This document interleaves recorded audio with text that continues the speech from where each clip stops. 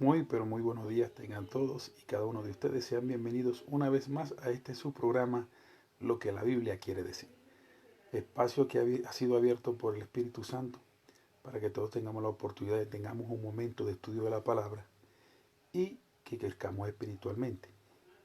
El beneficio de estudiar la palabra es una virtud que Dios nos dio a los hombres, de poder dedicar un tiempo a Dios a través de esgrimir, de buscar con ganas aprender cada día más de Dios.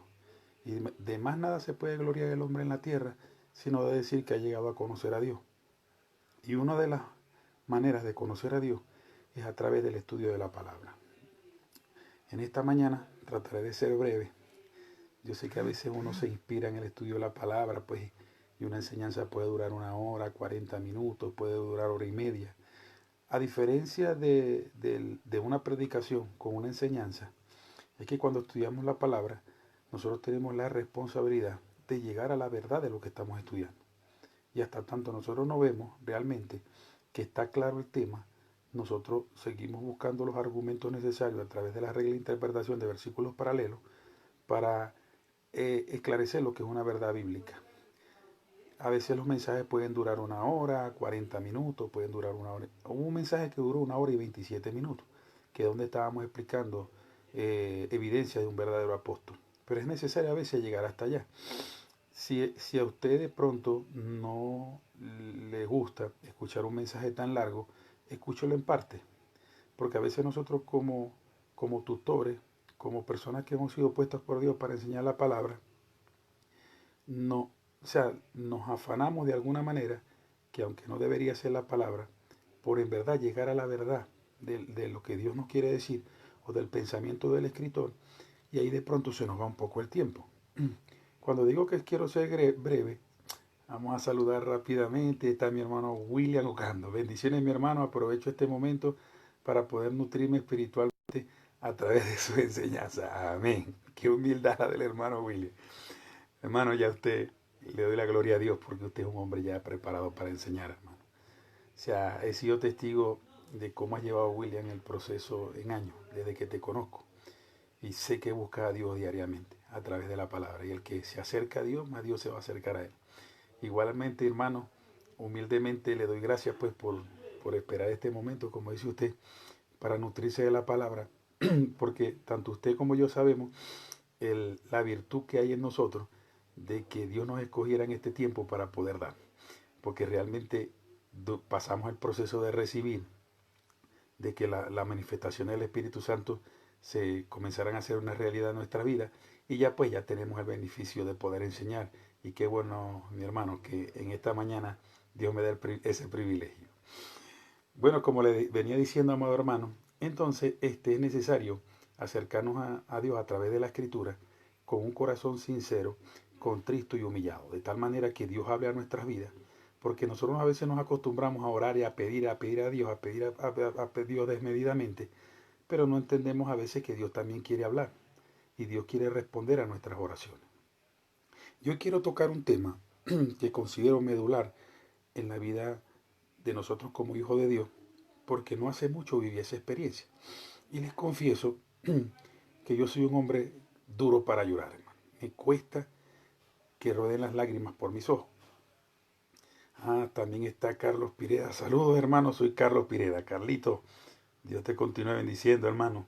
Le doy gracias a Dios porque sé que estás, creo que vi las fotos, estás en Chile con tu familia y pude ver el momento, hermano, cuando llegaron tu esposa y tus hijas, el video que grabaste.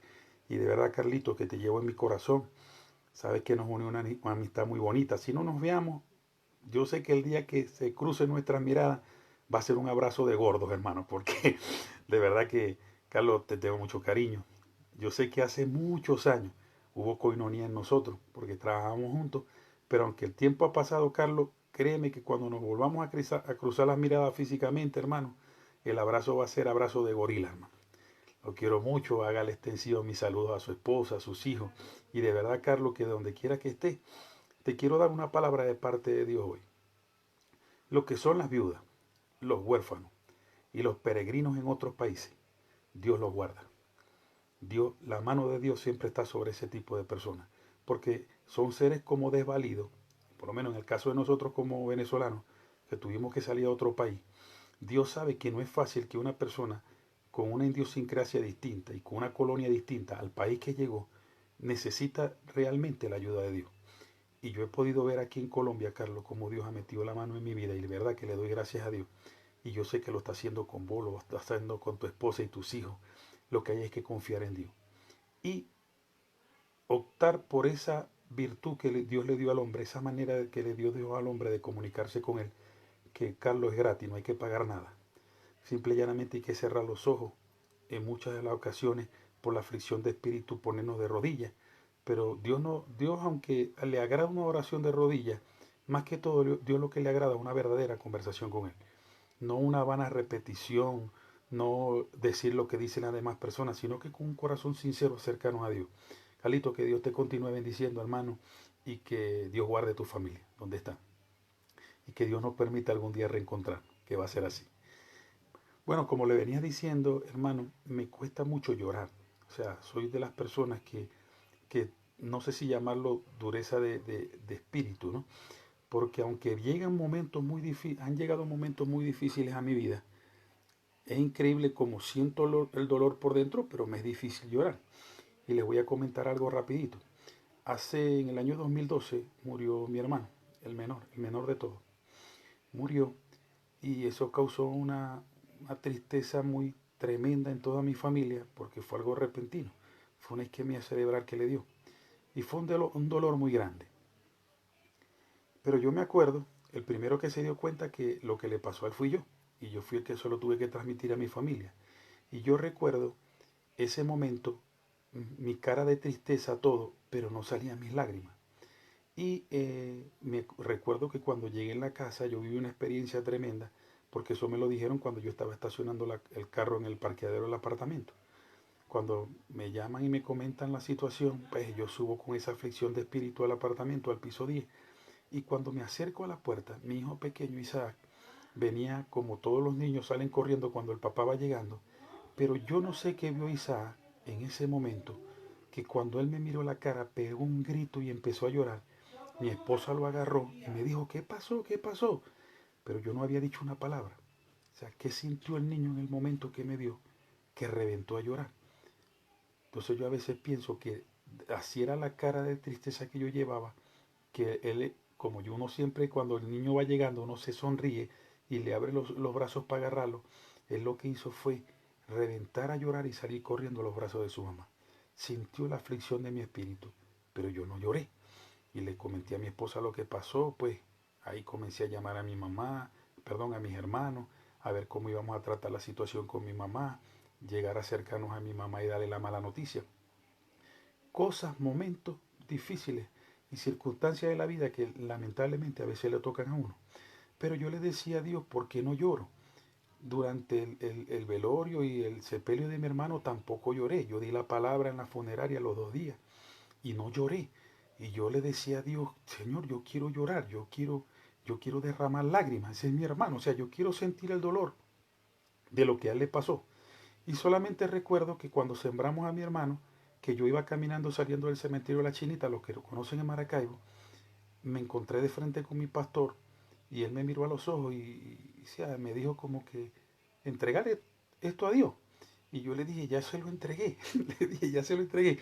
Pero yo quería de alguna manera que la gente que estaban allí, alrededor de lo que estaba ocurriendo, sintieran que a mí me dolía lo que estaba pasando. Claro, había algo que yo no había entendido, que ya yo tenía el conocimiento claro a través de la palabra de lo que era la muerte, por lo menos en la condición que mi hermano murió pidiéndole perdón a Dios. Esas fueron las últimas palabras de él.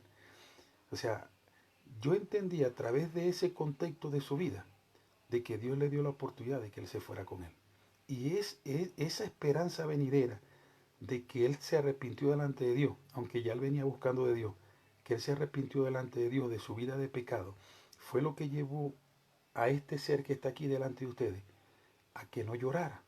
Porque yo no lloré como los que no tenían esperanza, pero yo veía a mis hermanos llorando, veía a mi papá, a mi mamá llorando. Imagínense cómo me sentía yo que no salían lágrimas. Así como le cuento esto, le cuento en este momento que en estos días Mi hermano Gustavo Cambero, que está en Estados Unidos, él tiene la bendición pues de poder hacer llamadas internacionales directamente al teléfono. No a través de las redes, sino directamente al teléfono. Y nosotros tenemos un hermano en común, a quien amamos mucho, que es el hermano Jesús, fue mayor, y su esposa, ya tienen alrededor de 70 años ya, y son intercesores por excelencia, hermano. Es tanto así que voy a tomar el testimonio que me dio el hermano Jesús y lo voy a contar. Una de las cosas que le dijo Dios al hermano Jesús fue que hasta que llegara el día que él se lo llevara, él se tenía que parar a las 4 de la mañana a interceder. O sea, quiere decir que hasta que llegue el día de ir a su morada, hasta que llegue el día de vestirse con vestiduras blancas, él tiene que pararse a las 4 de la mañana a orar y el hermano cumple esa función, hermano. Él se para y él dice que a veces son las 2 y lo para y la 1. Y el hermano ya tiene años de su vida sin dormir completa la noche. Pero él dice que él lo hace con obediencia y que ya no le pega, que ya se acostumbró. Pero son hermanos que están en oración sin cesar durante todo el día. Bueno, el hermano Gustavo lo llama y me llama a mí. Para mí siempre es una bendición poderme comunicar con el hermano Jesús. Es un hermano que amo mucho y tengo un testimonio tremendo de él porque yo lo conocí a él en la refinería Bajo Grande, en PDVSA. Y yo cada vez que salía en la madrugada, yo estaba de supervisor a llevar los operadores afuera a un tanque, final producción, final carga. Cada vez que pasaba por el área de trabajo donde estaba él estaba metido de cabeza debajo del escritorio orando. O sea, para mí eso era impresionante, ver en ese hombre esa conducta de oración todo el tiempo. Bueno, cuando Gustavo lo llama y lo llama a él y se comunican conmigo, que empezamos a hablar, de pronto hubo una intervención de la esposa de él, pero era una palabra específica para este servidor. Tenía que ver con Daniel capítulo 10, verso 11. O sea, estábamos hablando los cuatro en línea, los cuatro. Y entró un quebranto en mi espíritu, en mi corazón tan tremendo, hermano. Yo tenía tiempo sin llorar, años sin llorar. Y lloré como un muchachito, hermano. Lloré, lloré, lloré. Y lloré y estaba mi esposa, estaban mis hijos. Me daba pena con la gente de afuera. Nosotros vivimos un arrendado en una casa de 5 pisos. Y me daba pena porque es que yo no podía aguantar la gana de llorar. O sea, era un lloro tan profundo que salía de mi corazón. Y yo sentí en ese momento qué estaba pasando en mi vida. Dios estaba permitiendo el quebranto, la debilidad en mi vida, porque Dios necesitaba hablarme. Y fue en ese momento que habló la esposa del hermano Jesús, la hermana Coromoto, y hablaron ellos a mi vida. Hermano, yo les puedo decir que de ese día hacia acá fue otro nivel que yo subí. ¿Por qué otro nivel? Porque realmente tú te encuentras, tu espíritu se toca con el espíritu de Dios en el momento del quebranto, en la aflicción. Y lo que quería traer a reflexión esta mañana es que hay hombres que dicen que los hombres no lloran. Hay hombres que dicen que los hombres no lloran, pero eso es mentira, hermano. La Biblia dice que un corazón contristo y humillado Dios nunca despreciará. Y las lágrimas delante de la presencia de Dios tienen un beneficio poderoso que no lo tiene cualquier oración. Una cosa es orar y pedirle a Dios y otra cosa es quebrantarse, hermano, delante de Dios y que tus lágrimas corran por tu rostro, sea de tristeza, sea de alegría, sea en la situación que sea. Pero un corazón contristo y humillado, Dios nunca despreciará. Y creo lógicamente poder entender esto, porque yo no sé si a usted le ha pasado que usted anda tranquilo, usted no tiene parte con una circunstancia que se está viviendo, y usted llega a una casa donde la gente está llorando, y pareciera que se contagiara y empezara a llorar también. Bueno, eso que siente uno, la persona, que no tiene nada que ver con una circunstancia externa, y ver a una persona llorando, un hombre llorando, te dan ganas de llorar. Yo siento que eso es lo que siente nuestro Dios también.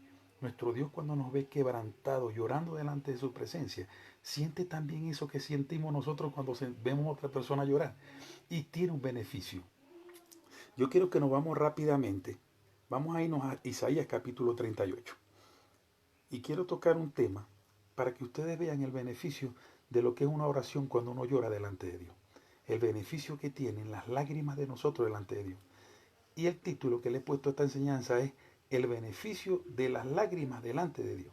Porque realmente es algo extraordinario, es un momento especial que uno vive delante de Dios. Y a mí que me cuesta tanto llorar, yo le he pedido a Dios siempre, quebranta mi espíritu, Señor, quebranta mi alma. Permíteme poder sentir, Señor, que tu presencia y que yo pueda no solamente sentir tu presencia, sino que sentirme de alguna manera tan lleno de tu presencia que yo no pueda estar de pie delante de ti. ¿Por qué lo pido? Porque es una necesidad que yo tengo de llorar. Llorar tiene un privilegio. Y vamos a irnos rápidamente a lo que es el concepto de llorar. La palabra llorar en el diccionario dice derramar lágrimas en señal de dolor, de tristeza, de alegría o necesidad. Cuando nosotros nos acercamos a Dios, que a veces es una manera incorrecta que lo hacemos, porque buscamos acercarnos a Dios solamente cuando estamos viviendo momentos difíciles, nos acercamos por una necesidad o nos acercamos por una tristeza. Por eso es que se nos quebranta nuestro espíritu. Pero qué bonito es llorar delante de la presencia de Dios sin tener necesidad y sin tener tristeza, sino simplemente por el amor que nosotros sentimos por Dios. Qué bonito, ¿verdad? Por lo menos Carlos puede haber experimentado cuando llegó su familia a Chile, cómo se contristó su espíritu de verlo cerca de él, de ver como padre de pronto que sacó a su familia del momento difícil que se estaba pudiendo vivir. Esas lágrimas de Carlos no fueron de tristeza, fueron de alegría. Pero hay momentos que son lágrimas de tristeza y de dolor, por ejemplo, cuando parte un familiar de nosotros. Entonces la palabra, el concepto más estricto de llorar es derramar lágrimas en señal de dolor, tristeza, alegría y necesidad. Entonces cuando nos vamos al pasaje de Isaías capítulo 38, dice enfermedad de sequía. Vamos a esgrimir un poquito ese capítulo y cuáles fueron los beneficios de llorar Ezequías delante de Dios.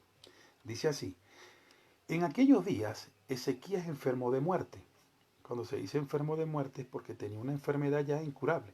O sea, ya era el motivo por el cual él iba a dejar de existir terrenalmente. O su cuerpo ya no podía sostener su alma y su espíritu. Entonces dice, y vino a él el profeta Isaías, hijo de Amós, y le dijo, Jehová dice así, ordena tu casa porque morirás y no vivirás. Mire lo tremendo de esto. Una cosa es una sentencia de muerte. Una cosa es que un médico te diga que estás enfermo, pero tú siempre tienes la fe de creer que te vas a curar. Y otra cosa es que Dios te mande a decir, ordena tu casa porque morirás y no vivirás. O sea, si es una sentencia de muerte, una enfermedad, más sentencia de muerte infalible es que Dios te lo mande a decir. Este era un rey que en sus momentos agradó el corazón de Dios. Pero también hubo un momento en que Isaías se equivocó y empezó a hacer las cosas incorrectamente. Dejó de agradar el corazón de Dios por estar haciendo su voluntad. Y dice el verso 2, entonces volvió Ezequías su rostro a la pared. Mire la decisión o de lo que se apoderó Ezequías por esa sentencia de muerte que vino a su vida. Dice, entonces volvió Ezequías su rostro a la pared y hizo oración a Jehová. Y aquí quiero dar la primera enseñanza que quiero dar esta mañana. Cuando nosotros tengamos un momento de tristeza, de alegría, sea de dolor, de angustia, de lo que sea, lo primero que nosotros tenemos que hacer es conectar nuestro espíritu con el Espíritu de Dios a través de la oración.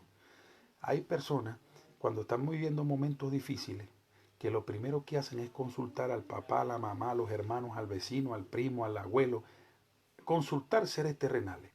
Yo te recomiendo en esta mañana que cada vez que tú estés viviendo un momento, sea de alegría o sea de dolor, lo primero que tú hagas por alegría es darle gracias a Dios por el momento que está viviendo. O si es un momento de dolor y de tristeza o de angustia, lo primero que tú hagas es cerrar los ojos e invocar el nombre del Señor. ¿Por qué? Porque Él es el infalible, Él es el perfecto.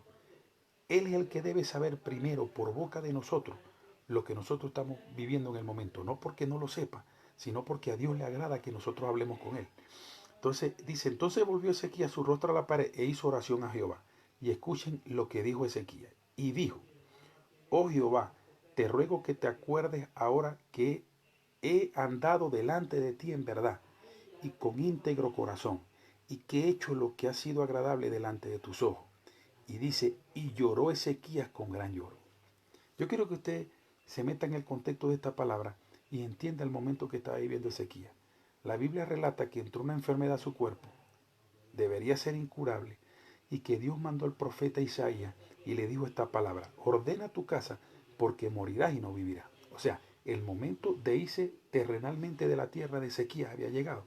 Pero también me dice la Biblia que cuando vino esa palabra del profeta a Isaías, que Isaías iba saliendo, lo primero que hizo Ezequías fue poner su rostro contra la pared y orale al Señor. O sea, y dice la Biblia que Ezequías le dijo, te ruego te acuerdes ahora que han dado delante de ti en verdad y con íntegro corazón, y que he hecho lo que ha sido agradable delante de tus ojos. Y dice, y lloró Ezequías con gran lloro. Vamos a ver cuál fue el resultado de esa oración de Ezequías y de esas lágrimas que él derramó delante de Dios. Y dice el verso 4, entonces vino palabra de Jehová a Isaías diciendo, yo quiero que usted entienda el momento que vivió él. El profeta le dijo, ordena tu casa porque morirás y no vivirás. Ezequías oró y mientras que él estaba orando, el profeta iba saliendo de la casa de Ezequías. Ya iba en camino, imagino, a su casa. Y dice la Biblia que vino palabra de Jehová a Isaías diciendo, escuche esto, ve y di a Ezequías, Jehová Dios de David, tu padre, dice así, he oído tu oración y he visto tus lágrimas. mire, no solamente la oración, Dios dice, he oído tu oración y he visto tus lágrimas. He aquí que yo añado a tus días 15 años. O sea, un hombre que estaba sentenciado a muerte, que ya, imagínese usted que la sentencia de muerte vino del cielo. Dios le dijo, morirás y no vivirás. Ezequías oró, derramó lágrimas delante de Dios. Inmediatamente no había el profeta caminado, imagino yo, 500 metros, porque en esos tiempos no habían carro. No había caminado 500 metros cuando Dios le dijo, Jehová Dios de David tu padre dice así, he oído tu oración y he visto tus lágrimas, he aquí que yo añado a tus días 15 años. Sigue diciendo la palabra en el verso 6, y te libraré a ti y a esta ciudad, y del mano del rey de Asiria, y a esta ciudad ampararé. Por eso el título de esta enseñanza es el beneficio de las lágrimas delante de Dios. Señor, señora, amigo, amiga, hermano, hermano que me está escuchando.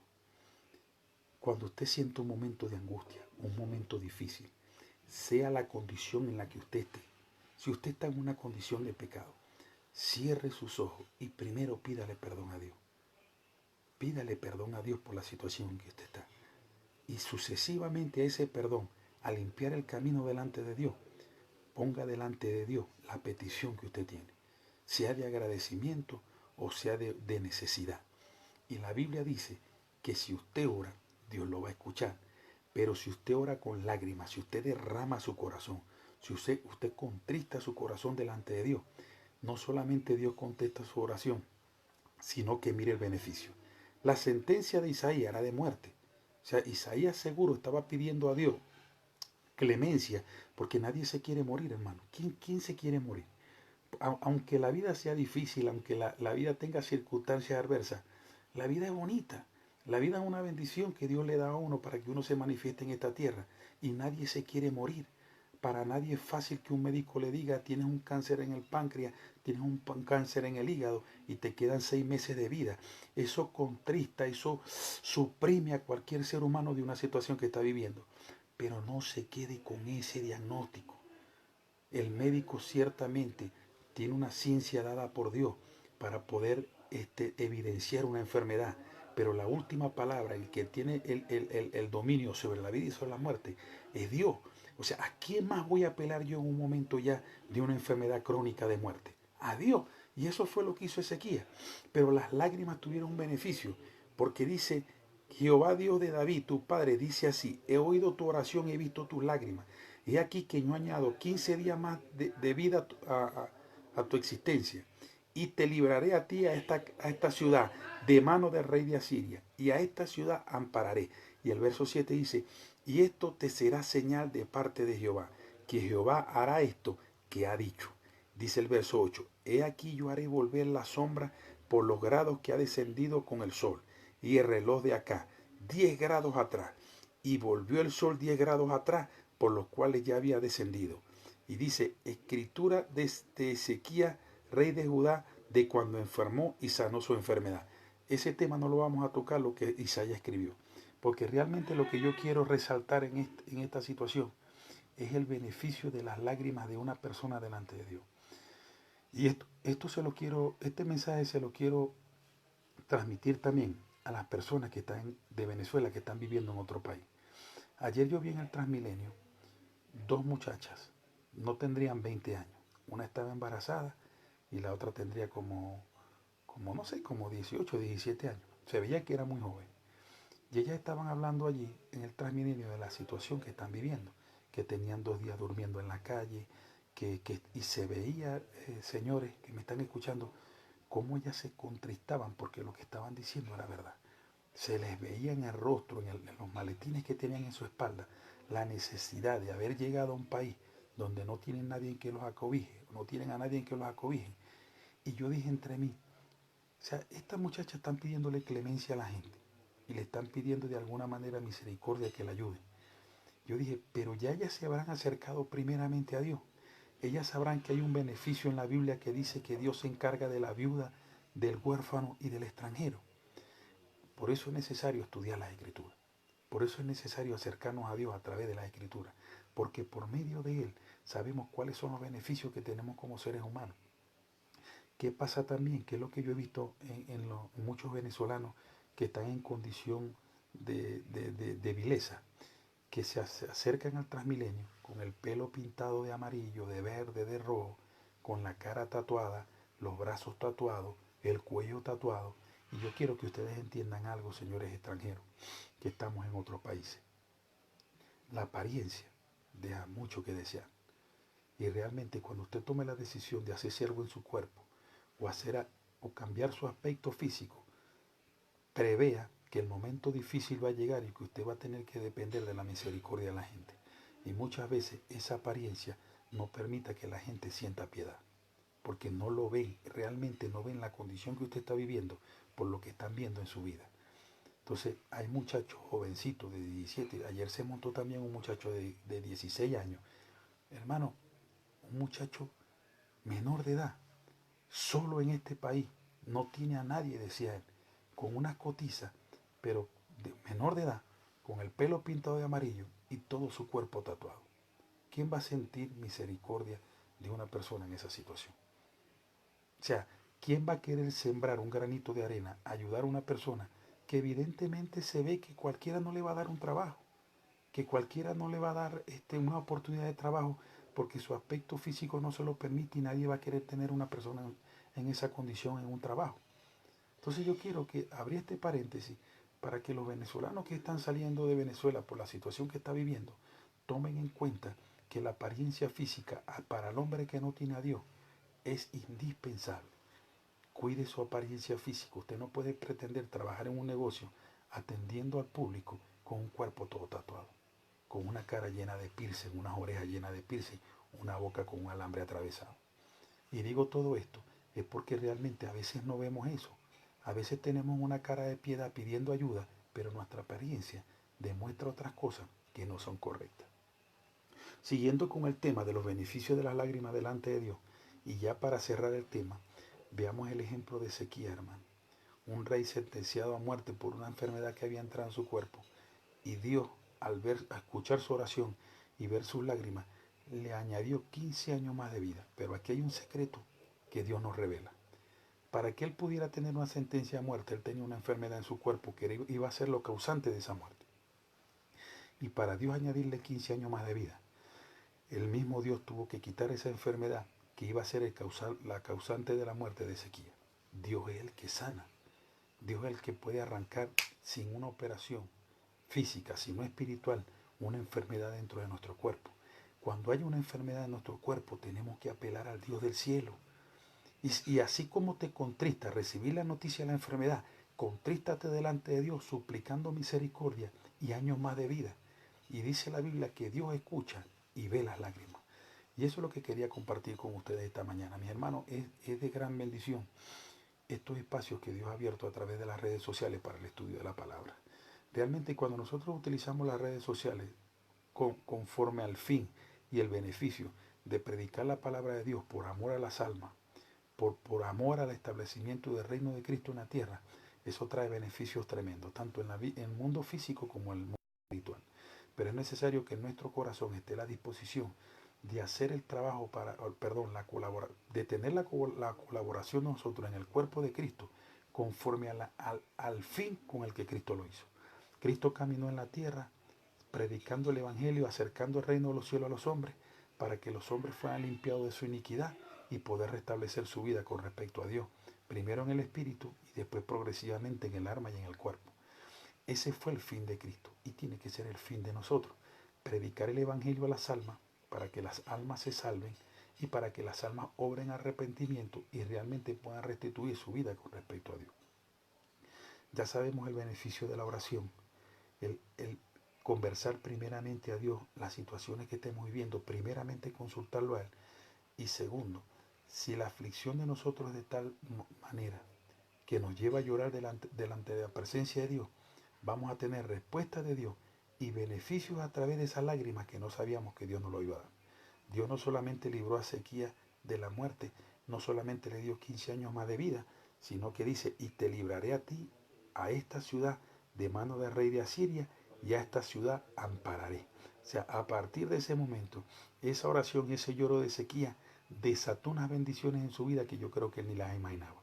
Porque lo que estaba pidiendo era a Dios que le añadiera más años de vida. Ezequías no le estaba pidiendo el resto que Dios le dio.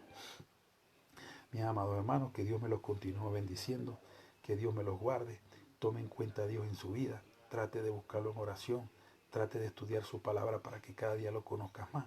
Y cuando estemos en momentos de alegría, en momentos de tristeza, en momentos de angustia, en momentos de dolor, ya sabemos que tenemos a quien soporte nuestro mal momento y quien nos escuche y quien nos dé una respuesta conforme a la necesidad que tenemos, que es el Dios del cielo, a través del regalo, el don inefable que nos dio, que es nuestro Señor Jesucristo. Dios me lo continúe bendiciendo, Dios me los guarde. Nos vemos en una próxima oportunidad, si así Dios lo quiere, y que la paz de Dios, que sobrepasa todo entendimiento, nos guarde irreprensibles hasta la venida de Cristo. Dios me los bendiga.